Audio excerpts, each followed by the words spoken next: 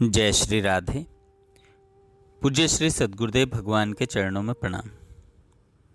पूज्य श्री रुक्मणी बाई जी का जीवन चरित्र। कल हमने सुना था कैसे पूज्या बाई प्रिया प्रियतम के धाम से पूज्य श्री भाई जी, सेठ जी और पूज्य बाबा के दर्शनों की और संतों के दर्शन की लालसा से इस धराधाम पर पधारी। दूसरा प्रसंग तो और भी विशद है। निकुंज गमन से पूर्व 15 मार्च 1995 की बात है। पूज्या बाई ने शरीर छोड़ने से पहले वे दिन में 12:45 पर अपने कक्ष से बाहर आई और श्री चंदा बाई से लिपट करके रोने लगी। वहाँ श्री नर्मदा बाई, श्री सावित्री बाई और मीरा बाई भी थीं। भावोद्वेलन के कुछ शांत होने के बाद उन्होंने बतलाया, आज प्रातःकाल से मेरे सिराहने की तरफ श्री माँ खड़ी हैं। 3-4 घंटे देखते रहने पर भी मैं कुछ समझ नहीं पा रही हूँ। फिर लगभग 12 बजे अपने शरीर की ओर इशारा करके इस शरीर के जन्म से पूर्व का दृश्य मुझे दिखलाया गया। इस बालिका का जन्म मातृ संधि को लेकर हुआ। इसके पिताजी बाल्यकाल में मातृ उपासना करने के लिए कलकत्ते में निवास कर रहे थे। साधना चल रही थी। वहाँ माँ का आदेश हुआ कि तुम गृहस्थ आश्रम स्वीकार करो। वे वहाँ से घर आ गए और फिर आदेशानुसार उन्होंने सारे वैवाहिक कृत्य संपन्न किए। विवाह के उपरांत उसी मातृ संधि को लेकर प्रथम बालिका के रूप में इसका जन्म हुआ। इसलिए इसका मातृ पूजा पर सदा इतना झुकाव रहता है। आज माँ ने संधि छोड़ दी है। अब यह शरीर कभी भी निष्प्राण होकर गिर सकता है।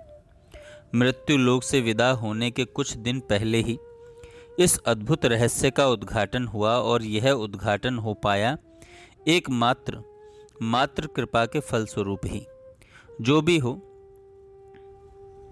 यह तो सर्वथा सत्य है कि रुक्मणी बाई के नाम का और रूप का आवरण स्वीकार करके प्रिया प्रियतम के नित्य निकुंज की एक परम अमलात्मा ही अवतरित हुई थी। जिस दिव्य भाव स्वरूपा दिव्यात्मा का अवतरण मातृ संधि के आश्रय से हो, उस बालिका का वह पांच भौतिक कलेवर, जिसका लावण्य असीम हो, जिसका सौंदर्य अद्भुत हो और जिसकी कांति अपूर्व हो, उस बालिका के प्रति सभी का स्वतः आकृष्ट हो जाना सहज स्वाभाविक है। आइए अब उनके संस्कार और शिक्षा के बारे में सुनते हैं। कुल पुरोहित द्वारा नवजात शिशु के नामकरण, अन्नप्राशन इत्यादि सभी संस्कार एक एक करके समय समय पर विधिवत संपन्न हुए। नवजात बालिका का नाम रुक्मणी बाई रखा गया। यह बालिका बचपन से ही सबको बड़ी प्यारी लगती थी।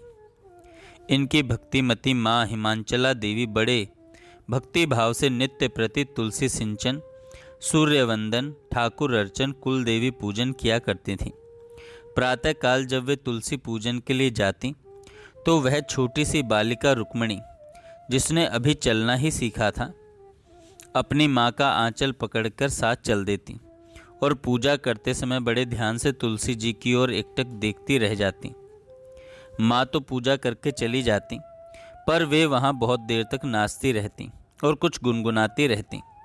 बाद में श्री रुक्मणी बाई जी ने अपने निज जनों के मध्य बचपन की चर्चा करते हुए स्वयं बताया, उस समय मुझे वृंदा रानी के प्रत्यक्ष दर्शन होते थे। वे मेरी ओर देखती थी, मुस्कुराती थीं। बाई के ये उद्गार और उनके बचपन की यह घटना भले अन्यों के लिए विस्मयकारिणी हो, परंतु है यथार्थ, और यथार्थ का कारण भी स्पष्ट है। बाई के रूप में जो आत्मा वैद्यराज श्री शुक्ला जी के आंगन में शिशु सुलभ क्रीड़ा कर रही थी, वह 84 लाख योनियों का आवागमनात्मक चक्कर काटकर शुभाशुभ कर्मों का फल भोगने के लिए नहीं आई थी, अपितु उसका अवतरण श्री प्रिया प्रियतम के निकुंज धाम से हुआ था। और संत दरस की उत्कट लालसा ही अवतरण का हेतु बन गई थी। उस नित्य निकुंज में भगवती वृंदा, जो श्री प्रिया प्रियतम की लीला भूमि श्री वृंदावन की अधिष्ठात्री देवी हैं, उनसे बाई का जो पूर्व परिचय था, उसी के फलस्वरूप बाई के शिशु जीवन में भी यह अवलोकित हो रहा था। अपनी निकुंजात्मक भावना के अनुरूप बाई सदैव कहा करती थी, प्रिया प्रियतम श्री राधा कृष्ण की लीला स्थली श्री वृंदावन है। उस वृंदावन में प्रवेश पाने के लिए वृंदावन अधिष्ठात्री देवी की आज्ञा आवश्यक है। प्रत्येक साधिका और साधक को भगवती वृंदा को प्रणाम करके आज्ञा लेनी चाहिए। इसके बाद स्थली में प्रवेश करना चाहिए। दशहरा, दीपावली इत्यादि पर्वों पर इनके पिताजी इन्हें साथ लेकर मेला देखने जाया करते थे। वहाँ से प्रायः श्री राधा कृष्ण के मृणमय श्री विग्रह ही लेकर आती। मेले में खिलौने की दुकान पर तरह तरह की मूर्तियाँ थीं। पशु पक्षी, मानवी मानव, देवी देवता आदि आदि के अनेक मूर्तियाँ दुकान में सजाई हुई थीं। उन सभी के मध्य से श्री राधा कृष्ण की मूर्ति का ही जो चुनाव हुआ, उसके पीछे एक विशेष प्रेरणा बिंदु सक्रिय रहा है।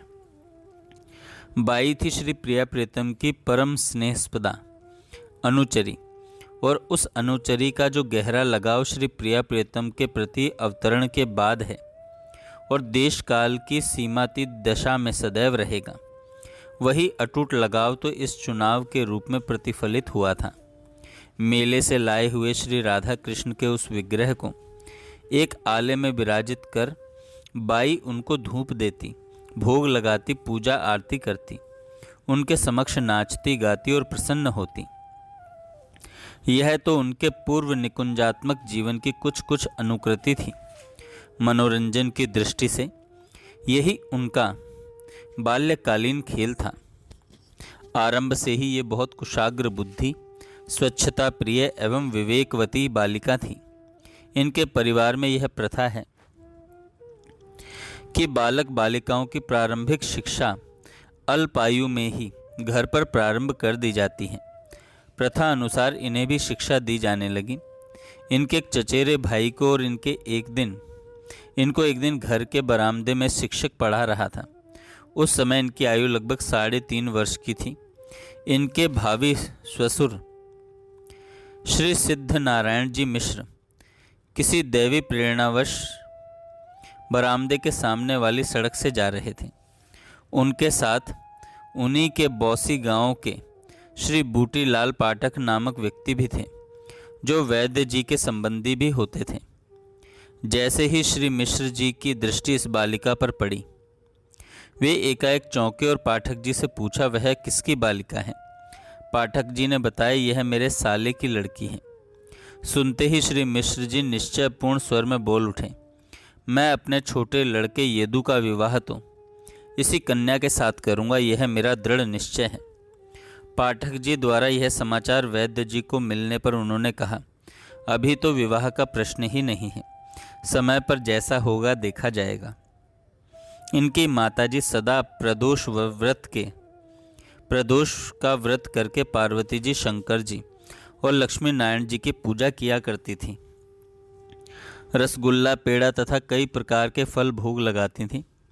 एक बार पूजा करते समय जब माँ ने भोग अर्पण किया, तब भावाविष्ट अवस्था में बाई अर्पित भोग को आरोगने लगी।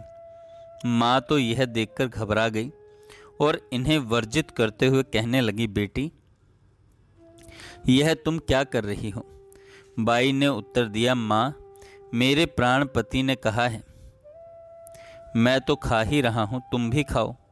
क्या तुम देख नहीं रही हो कि श्री कृष्ण यहाँ बैठे हैं? इनके इतना कहते ही माँ को अपनी लाडली बेटी बाई के पार्श्व में भगवान श्री कृष्ण के प्रत्यक्ष दर्शन हुए। उस समय बाई की आयु लगभग 7 वर्ष थी। इन्हीं दिनों दशहरा के अवसर पर रात्रि के समय होने वाली रामलीला में इनके पिताजी इन्हें लीला दिखाने के लिए साथ ले जाते थे। एक दिन जब श्री सीता हरण का प्रसंग आया, तो उस दृश्य को देखकर ये फूट फूट कर रोने लगी और अचेत हो गईं। उसी अवस्था में उन्हें घर लाया गया और कई घंटों बाद ही ये सामान्य स्थिति में आ गईं।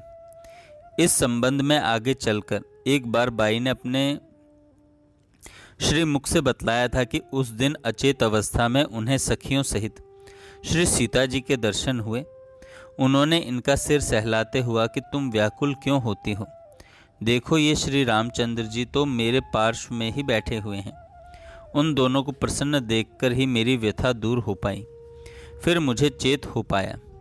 पाठशाला में भी बाई अपने सहपाठियों की अग्रगण्या थी। ये अपनी कक्षा की बालिकाओं के 2 दल बनाकर अंताक्षरी का खेल घंटों तक खेला करती थी और बहुत प्रसन्न होती थी। अंताक्षरी में श्री रामचरितमानस के दोहे चौपाइयों को ही बोलने का नियम था।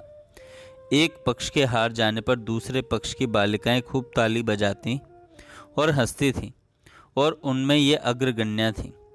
विजय प्रायः इन्हीं के पक्ष की होती थी। ऐसी ही अंताक्षरी प्रतियोगिता जब घर में होती तब इनके पिताजी अंताक्षरी में भाग लेने वाली सभी बालिकाओं को बाजार से विभिन्न प्रकार की मिठाई लाकर खिलाया करते थे।